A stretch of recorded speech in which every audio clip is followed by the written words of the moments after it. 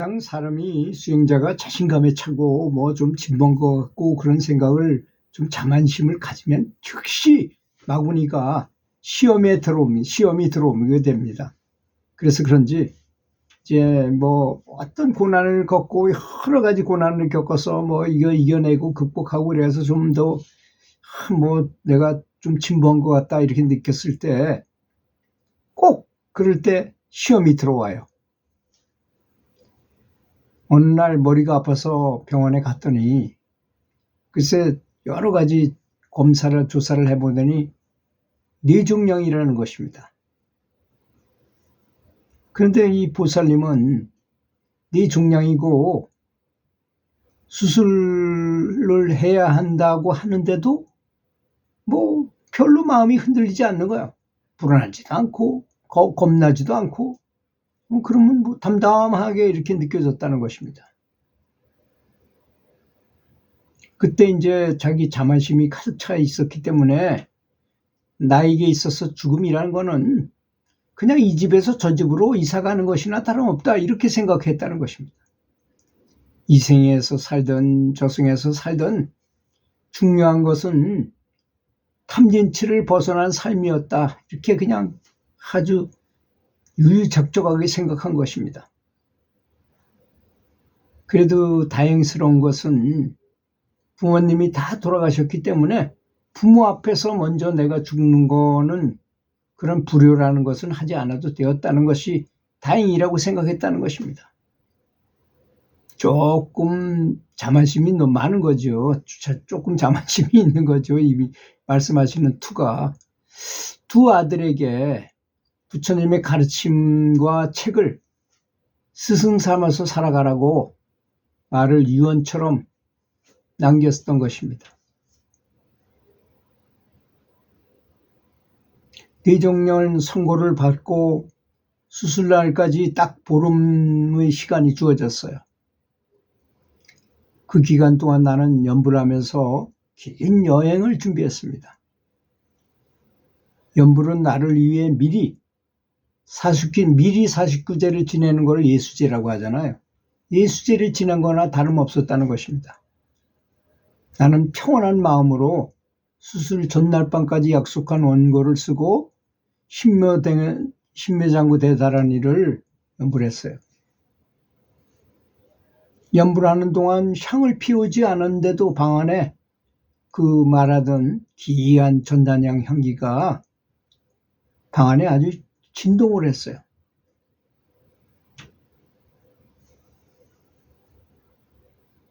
(15년) 동안 부처님 법을 나름 열심히 공부한 것이 위급한 상황에서 위력을 발휘한 것일까요? 7시간에 걸친 수술은 성공적으로 끝나고 나는 다시 이 세상에서 눈을 뜨게 됐습니다. 수술 이후 나는 완전히 달라졌습니다. 모든 것에 그저 감사하고 매 순간이 소중하다는 것을 깨달았어요. 이런 절제절명의 순간을 넘기게 되면 그런 생각이 들겠죠. 기도는 통 맑아졌고 눈빛은 아주 부드러워졌습니다. 다음에 또다시 병이 찾아온다면 이번에는 수술하지 않고 기도로 극복하리라고 굳게 다짐을 했어요. 이게 생각이 얼마나 무서운 힘을 발휘하는지 확인할 수 있는 기회가 얼마 지나서 바로 찾아왔어요. 뇌종양 수술을 받은 지 1년 만에 또 담낭암이 또 발견된 것입니다. 대학병원에 가서 수술 날짜를 잡아놓고 집에 돌아와서 기도를 하자니 지난번에 다짐했던 기억이 떠오르더라는 것입니다.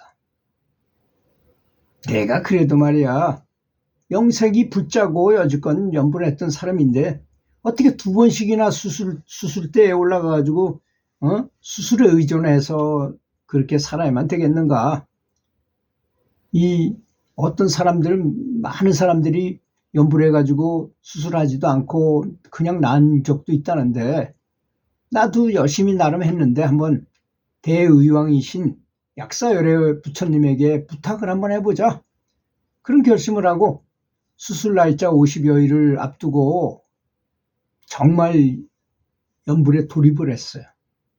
안지나 서나 연불을 입에 달고 살았고, 그런데 정말 믿을 수 없는 일이 발생했습니다. 수술을 일주일 앞둔 어느 날에 우연히 남편 친구한테 내 얘기를 했다는 것입니다.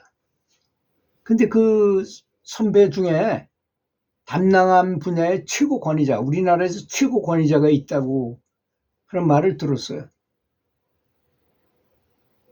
그래서 잘 아는 처지고 그러니까 다음 날로 바로 그 선배가 근무하는 대학병원 종합병원을 찾아가서 인사드리고 재검사를 실시했어요. 그리고 그 선배 의사가 결론을 내렸습니다.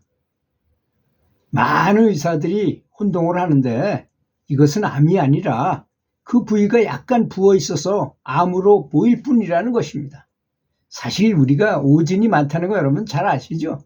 오진이 많아요. 아무것도 아닌 걸 가지고 암으로 보고 수술하고 보니까 그 수술해가지고 아무것도 아니지만 수술했는데 그거 아니라고 말할 수 없으니까 그냥 뭐 조치를 취했다고 말하고 그냥 덮어버리는 경우가 많이 있다 그래요.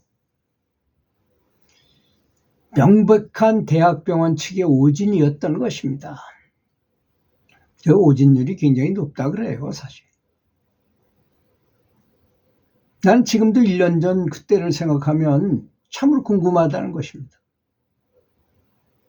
그게 대학병원 측의 오진이었는지 아니면 약사열애 부처님의 가피로 암덩어리가 사라졌는지 그게 무슨 상관이 있겠어요, 그죠? 대학병원의 오진이든 약사열애불의 그 연불 가피로 그렇게 됐던 좌우간 담낭암 수술을 하지 않아도 된다는 것에 대해서는 같은 결과를 가져온 거 아니겠습니까? 분명한 것은 결정적인 순간에 그 선배, 그 남편의 선배를 만난 그것이야말로 진짜 부처님의 가피였다는 거 아니겠습니까? 이 부처님의 가피는 가장 자연스럽게 나타나게 돼요. 사람을 이렇게 붙여가지고 사람 때문에 고쳐지는 경우도 있고, 제가 뭐 몇 번에 걸쳐서 얘기했지만 관세음보살한테 아주 연불을 열심히 했는데 도저히 고칠 수 없는 그런 희귀병에 걸린 사람이 그렇게 연불을 열심히 하다가 어느 날 꿈을 꿨는데 미국의 스탠포드 대학에 있는 대학에서 연구진이 그 약을 신약을 오늘 딱 출시를 한다는 걸 가르쳐 주셨어요, 관세음보살님이. 그런데 마침 그 사람 그 보살의 오빠가 거기서 박사과정을 하고 있었어요. 근데 그 사람한테도 똑같은 꿈이 꿔진 거야. 그러니까 자기가 다니는 학교에 신약이 했다는데 얼른 가서 그날 가서 그걸 샀어요.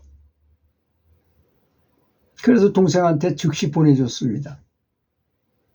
그러니 그 약이 아주 완전 직효약이었는데 부처님이 아시고 가르쳐 준 건데 그게 틀릴 리가 있겠습니까?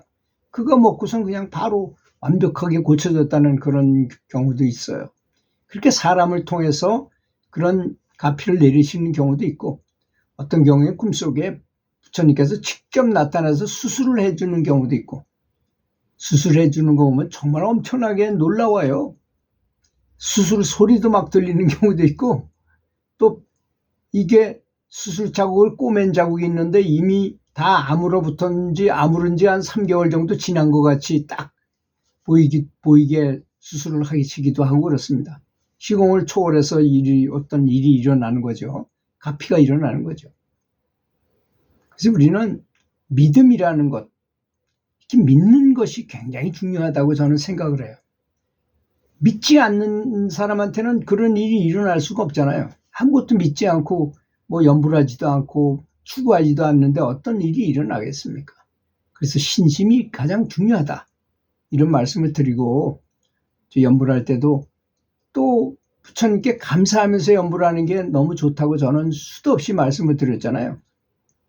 감사하게 되면 그냥 연불하다가 감사한 마음을 갖는 순간에 수십 배로 강력해져요, 에너지가. 이 점을 아시고 항상 신나는 감사 연부를 하시기를 권하겠습니다. 들어주셔서 감사합니다.